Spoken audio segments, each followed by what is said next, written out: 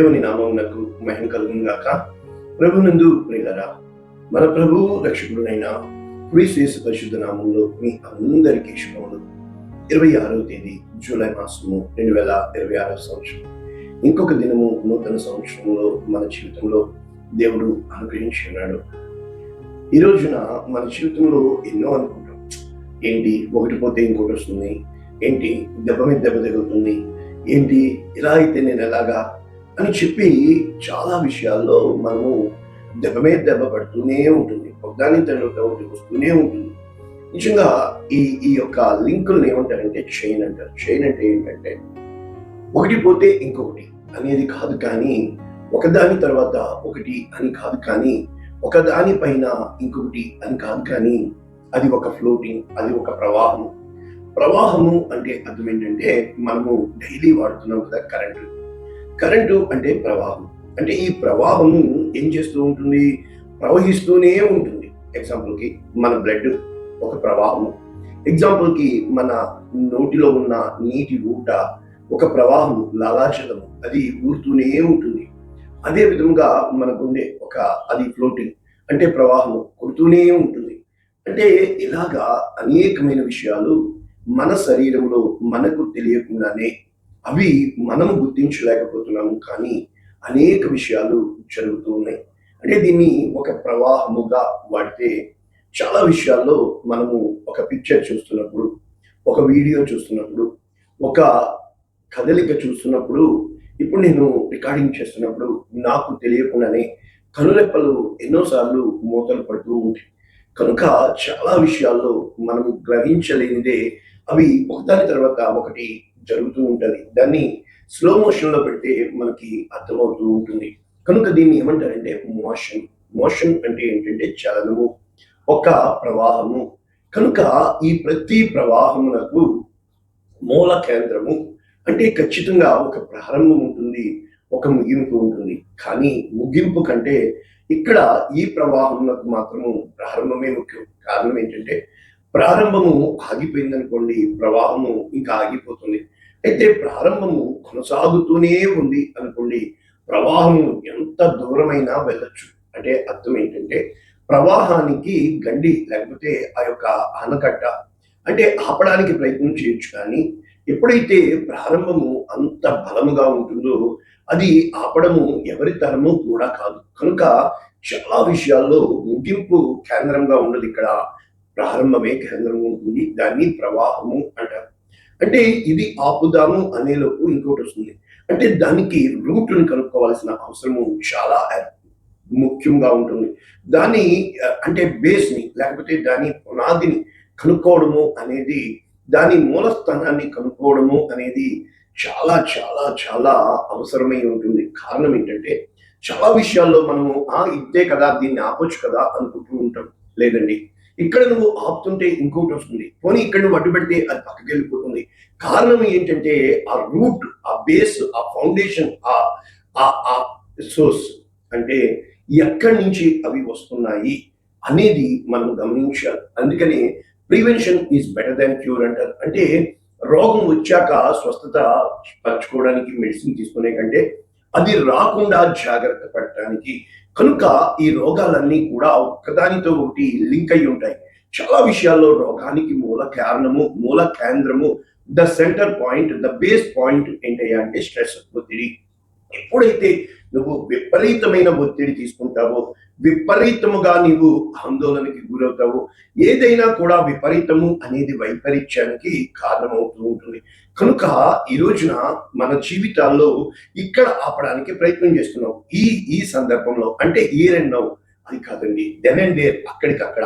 అంటే ఎప్పుడు కూడా మనము ఎక్కడికక్కడ అంటే చాలా విషయాల్లో ఈ ప్రారంభము అనేది దానికి అంత బలము లేకపోతే ఏం చేస్తారంటే దీని మధ్యలో బూస్టర్స్ అంటారు. ఈ బూస్టర్స్ అంటే ఏంటంటే ప్రారంభము అంతా ఉన్నప్పటికీ కొంచెం దూరం వెళ్ళేటప్పటికి అది సన్నగిల్లిపోతుంది, అది చాలా విధాలుగా అనగారిపోతుంది, లేకపోతే ఇంకా దాని శక్తి తగ్గిపోతుంది. కనుక అక్కడ బూస్టర్ ఉంటుంది. అంటే అక్కడ దాన్ని స్టోర్ చేసి మళ్ళా వదులుతారు. ఈ విధముగా దాన్ని బూస్టప్ అంటారు ఉంటారు. కనుక ఈరోజు ఈ మధ్యకాలంలో నేను నేర్పిస్తుంది అంతా కూడా మీకు అర్థమయ్యేటటువంటి వాక్యమే. ఈరోజు ఈ వాక్యమే మనం నేర్చుకుంటున్నాము. ఈరోజు వాగ్దానము కృప వెంబడి కృప మనమందరము పొందితిమి. మనమందరము కృప వెంబడి కృపను పొందితిమి. యోహాను సువార్త 1 పూర్తి వచనం, ఆయన పరిపూర్ణతలో నుండి, యేసు క్రీస్తు వారి పరిపూర్ణతలో నుండి మనము అందరము కృప వెంబడి కృపను పొందితిమి. మనము అందరము కృప వెంబడి కృపను పొందితిమి అంటే గ్రేస్ ఆఫ్టర్ గ్రేస్. మనము ఇంగ్లీష్ లో చూసినప్పుడు ఇంగ్లీష్ స్టాండర్డ్ వెర్షన్ సింపుల్ గా ఉంది. ఏమంటున్నారంటే ఫ్రమ్ హిస్ ఫుల్నెస్, ఆయన పరిపూర్ణతలో నుండి we have all received grace upon grace. అంటే ఇక్కడ వీళ్ళు రాయబడిన ఈ పరిపూర్ణత అన్న పదానికి వాళ్ళు రాసిన భావము మనం చూసినప్పుడు ప్లెరెమాటోస్.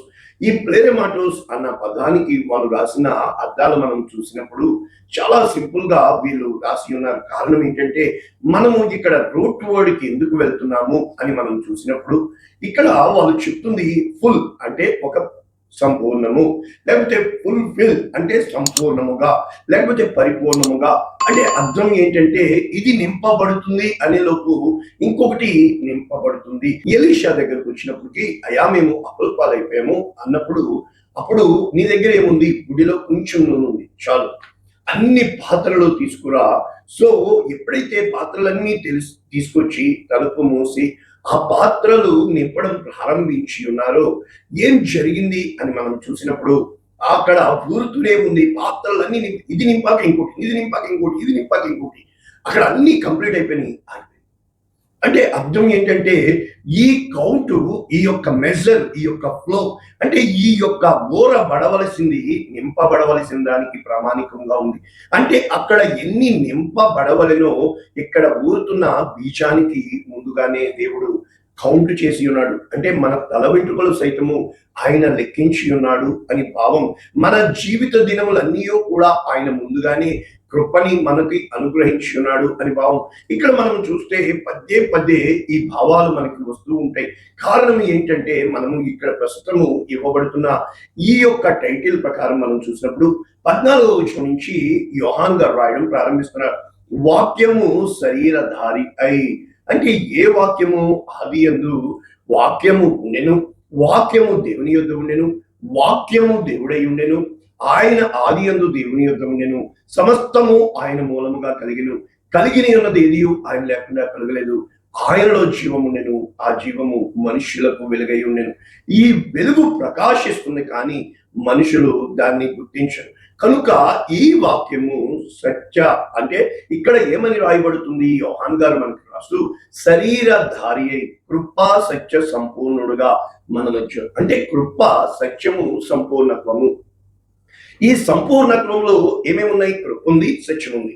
మరి కృపని ఇంగ్లీష్ లో గ్రేస్ అంటారు, సత్యాన్ని ట్రూత్ అంటారు.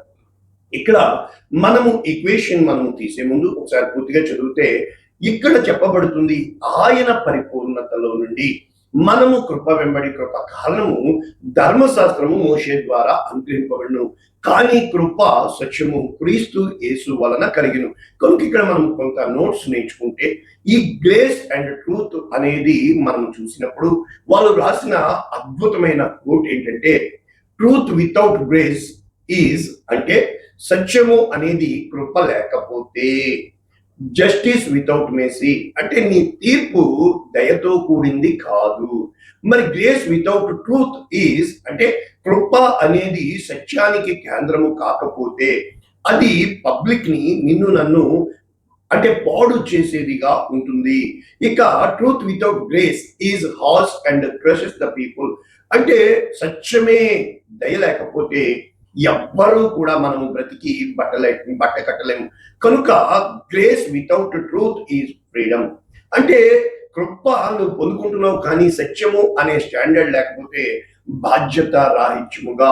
కనుక full of grace and full of truth అంటే భావము ఏంటంటే దేవుని యొక్క వ్యక్తిత్వము సత్యమై ఉన్నాడు, దేవుడు సత్యమై ఉన్నాడు, సత్యము సత్య స్వరూపి, ఆయన స్వచ్ఛమై ఉన్నాడు, యథార్థవంతుడై ఉన్నాడు, నిజాయితీపరుడై ఉన్నాడు, నమ్మకమైన ఆయన వ్యక్తిత్వాన్ని సూచిస్తుంది, ఆయన స్వభావాన్ని. కారణం ఏంటంటే ఆయన దయ కలిగి ఉన్నాడు, ఆయన కంపాషనేట్ కనికరము కలిగిన వాడై ఉన్నాడు.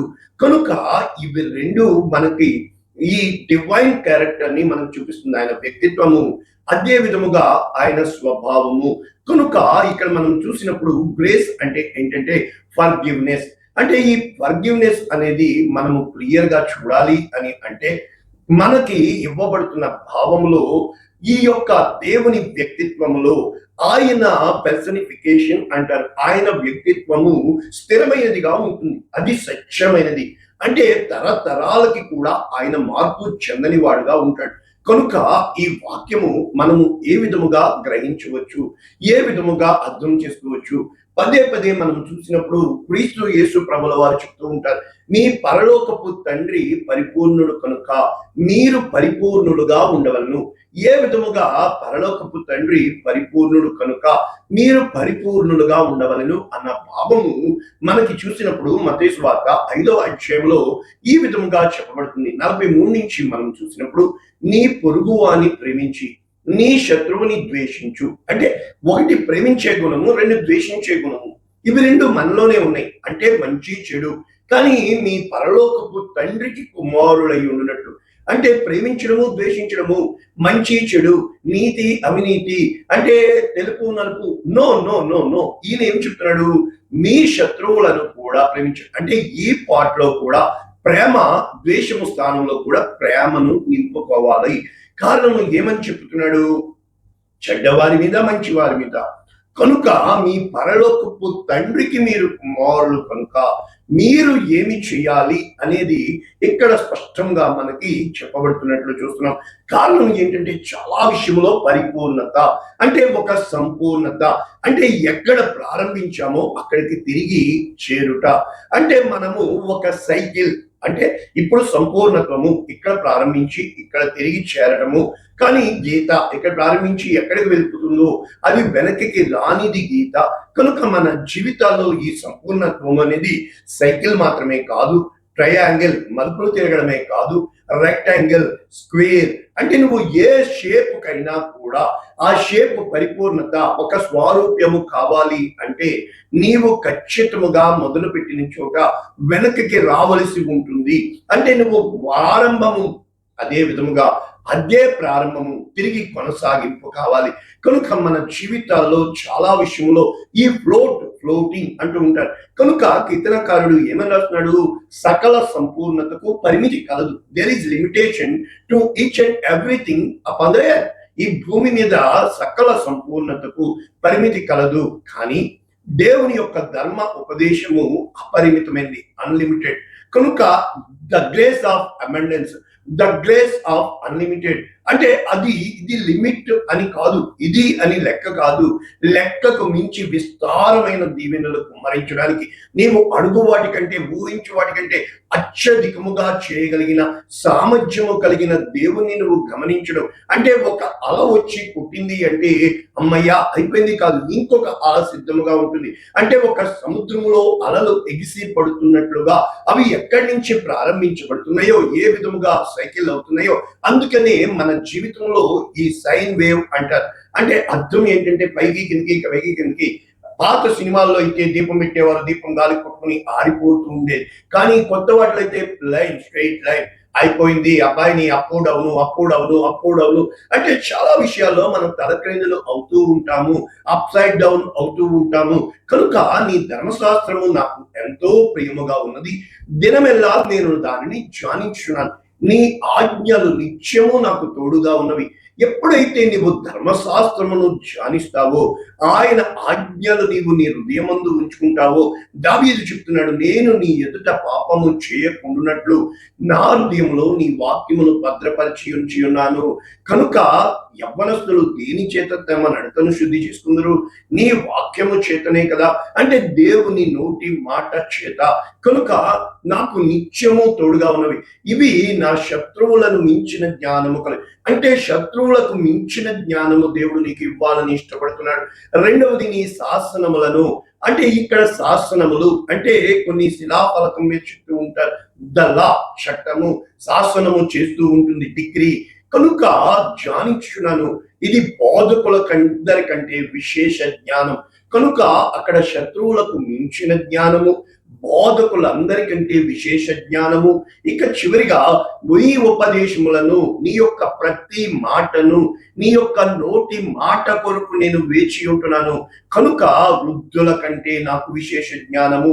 అంటే అప్పటి వరకు ఎవరైతే ఆ ఫీల్డ్ లో ఛాంపియన్స్ ఉన్నారో వారికి మించిన విశేష జ్ఞానము. కనుక శత్రువులకు మించిన జ్ఞానము, బోధకులందరికంటే విశేష జ్ఞానము, వృద్ధుల కంటే విశేష జ్ఞానము. కారణము, నేను నీ వాక్యము అనుసరించి నడుచున్నట్లు దుష్ట మార్గములలో నుండి నా పాదములను తప్పించుము. అంటే ఇక్కడ ఏం చెప్పడానికి దావీదు ప్రయత్నం చేస్తున్నాడంటే, నీ ఉపదేశము వలన నాకు వివేకము కలిగిను, తప్పుడు మార్గములన్నీ అసహ్యములు. కారణము, నీ వాక్యము నా పాదములకు దీపము, నా త్రోవకు వెలుగు. ఏ రోజునైతే ఆయన వెలుగులో మనము నడుస్తామో, ఆయన కృపలో నడవడానికి ప్రయత్నం చేస్తామో, ఇక్కడ స్పష్టంగా మనకి చెప్పబడుతున్న వాక్యము కీర్తనలు 86:15, నీవు దయా దాక్షిణ్యములు గల దేవుడు, దీర్ఘశాంతుడు, కృపా సత్యములతో నిన్నవాడు. ఆయన కృపను సత్యమును కలిగి ఉన్న దేవుడు. కారణం ఏంటంటే కృప సత్యములు కలుసుకుంటాయి, నీతి సమాధానము ముద్దు పెట్టుకుంటాయి. మరి కృప అంటే ఏంటి, సత్యం అంటే ఏంటి, నీతి అంటే ఏంటి, సమాధానం అంటే ఏంటి? భూమిలో నుండి సత్యము మొలుచును, ఆకాశంలో నుండి నీతి పారచుచును. అర్థము, యెహోవా ఉత్తమమైన దాన్ని ఆయన ఇవ్వడానికి కృప చూపిస్తూ ఉంటాడు. భూమి ఫలించడానికి దేవుడు చేశాడు. అంటే అంటే అంటే ఎలాగా ఈక్వేట్ చేయొచ్చు? యేసు క్రీస్తు ప్రభువుల వారు చెప్తున్న మాటలు మనందరికీ తెలుసు. ఆత్మ జీవింప చేయుచున్నది, శరీరము నిష్ప్రయోజనము. నేను మీతో చెప్పి ఉన్న మాటలు ఆత్మ జీవం. కనుక ఈ సత్యము అనేది, నీతి అనేది, నీతి దేన్ని బట్టి ఆధారపడుతుంది? మనము మన స్వనీతిని నమ్ముకుంటాము, అది మూడ్స్ బట్టి మారుతూ ఉంటుంది, మనుషులను బట్టి తెలియాడుతూ ఉంటుంది. కాసేపు బాగుంటాము, అంతలోనే కృంగిపోతాము, తిరిగి లేస్తాము, అంతలోనే పడిపోతూ ఉంటాము. అయితే ఏ రోజునైతే స్థిరత్వము అనేది ఒక స్టాండర్డ్ మనకి ఏర్పాటు చేసుకుంటామో, ఆ స్టాండ్ తీసుకునేదే స్టాండర్డ్ అయినప్పుడు దేవుని యొక్క వాక్యము స్పష్టంగా మనతో చెప్తుంది. ఇక్కడ ఎఫెసీయులకు రాసిన పత్రిక 1వ అధ్యాయము, కాలము సంపూర్ణమైనప్పుడు, అంటే సంపూర్ణముగా ఈ కాలము అనే ప్రవాహములో నీకు నాకు నియమింపబడిన సమయము జరగవలసిన ఏర్పాటును బట్టి దయ సంకల్పము చొప్పున తన చిత్తమును గూర్చి మర్మమును మనకు తెలియజేసి సంపూర్ణమైన జ్ఞాన వివేచన కలుగుటకు మన ఎడల కృపను విస్తరింపచేసి విస్తారముగా ఇస్తున్నాడంట. The abundance shower of blessings. కనుక ఈ సంకల్పమును బట్టి యేసు క్రీస్తు ప్రభుల వారిలో పరలోకములో ఉన్నవే కానీ, భూమి మీద ఉన్నవే కానీ, సమస్తము క్రీస్తునందు అభిషిక్తుడు, మెస్సియా, అనాయింటెడ్ ఏకముగా సమకూర్చవలనని ఆయన మన కొరకు ప్రణాళిక కలిగి ఉన్నాడు. ఇదే వాక్యాలు ఎఫెసీయులకు రాసిన పత్రిక 4:12 చూసినప్పుడు క్రీస్తునకు కలిగిన సంపూర్ణత ఒకటే. మనము ఒక స్టాండర్డ్, కొన్ని ప్రిన్సిపల్స్ పెట్టుకోవాలి, వాటిని అమ్మివేయకూడదు. ప్రజలను బట్టి కానీ, పరిస్థితులను బట్టి కానీ, మన అవగాహన రాహిత్యమును బట్టి కూడా అమ్మి వేయకుండా నీ మాట దృఢముగా, నీ సంకల్పము స్థిరముగా ఉన్నప్పుడు సంపూర్ణత కలవారమగు వరకు, అంటే ఆయన స్టాండర్డ్ మళ్ళా చెప్తున్నానే, ఎంతగా నువ్వు దయను చూపించగలుగుతావో, ఆమె విస్తారముగా ప్రేమించను కనుక విస్తారమైన పాపములు క్షమించు. విస్తారమైన అంటే unlimited love, unlimited grace, unlimited compassion, అంటే మెర్సీ, అంటే సింపతి, అంటే కనికరము గలవారు ధన్యులు, మీ పరలోకపు తండ్రి కనికరము గలవాడు కనుక వారు కనికరం. సమాధానపరచు వారు ధన్యులు, వారు దేవుని కుమారులు. ఆత్మ విషయమైంది అంటే ఎంతవరకు పరిశుద్ధులు సంపూర్ణులగుటకు, క్రీస్తు శరీరము క్షేమాభివృద్ధి చెందుటకు, పరిచర్య ధర్మము జరుగుటకు. ఏ రోజున ఈ సంఘము అనేది మనము పసిపిల్లలముగా కాకుండా ప్రేమ కలిగి సత్యము చెప్పుచు అన్ని విషయములలో మనము ఎదగడమే కృప వెంబడి కృప.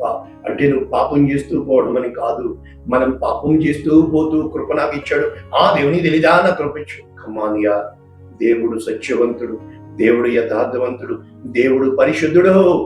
ఆయన నియమాలు ఒక కోట్ నాకు నచ్చింది. క్లాస్ రూమ్లో పాఠం సరిగ్గా వింటే పరీక్షలో ప్రశ్నకి జవాబు రాస్తావు. వాక్యం చెప్తున్నప్పుడు శ్రద్ధగా విని అర్థం చేసుకుని గ్రహించగలిగితే జీవితంలో వస్తున్న అనేకమైన ప్రశ్నలకు, సమస్యలకు పరిష్కారాన్ని నీవు సంపాదించుకోగలుగుతావు. ఎదుటోడు నేను కన్ఫ్యూజ్ ఎందుకు చేస్తాడో తెలుసా? వాడి దగ్గర సబ్జెక్ట్ లేనప్పుడు. నా దగ్గరికి చాలా మంది వస్తారు, వాళ్ళు హయ్యర్ ఎమోషన్స్ లో వస్తారు. ఎంతటి ఎమోషన్స్ లో వస్తారంటే వాళ్ళు అనుకున్నదే సత్యము అని. సత్యమునకు స్టాండర్డ్ నువ్వు కాదు సుమా, నువ్వు అనుకున్నది కాదు. ఒక స్టాండర్డ్ ఉంటుంది, దాన్ని బట్టి నువ్వు నడుచుకోవడమే ద స్టాండర్డ్. అటువంటి కృప దేవుడు, సత్యము కలిగిన వాడు మన పట్ల దయను చూపించును గాక. పరిశుద్ధుడా, ప్రేమ కలిగిన తండ్రి, మోషే వలన ధర్మశాస్త్రము అనుగ్రహింపబడి ఉన్నది, కానీ క్రీస్తు యేసు ప్రభువా నీ యందు కృపా సత్యములు మాకు కలిగి ఉన్నవి కనుక మేము నిన్ను నమ్మిన వారిని, నీ యందు విశ్వాసము ఉంచిన వారిని, నీ యందే మా గురి లక్ష్యం ఉంచు వారుగా యేసునామమున దీవిస్తున్నాము తండ్రి. Amen. God bless you all. దేవుడు మిమ్మల్ని దీవించుగాక. ఆమేన్.